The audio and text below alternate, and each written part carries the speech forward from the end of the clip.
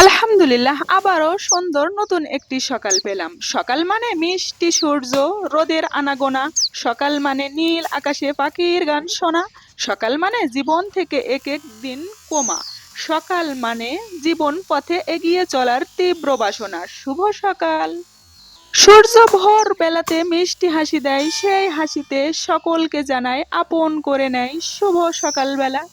শূন্যের মাঝে বসত করি শূন্যবাদী ঘর, পথের শেষে পথ মেলে না, কে বা আপন কে বা পর। সুপ্রভাত।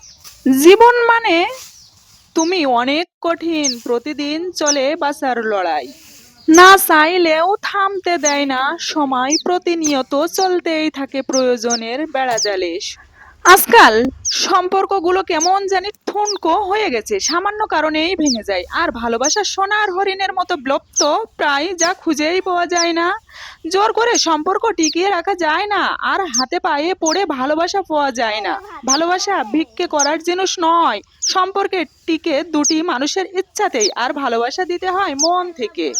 কাজেই সব প্রতিবন্ধকতা দূর করে সব দুঃসময়কে কাটিয়ে সামনে এগিয়ে যেতেই হবে।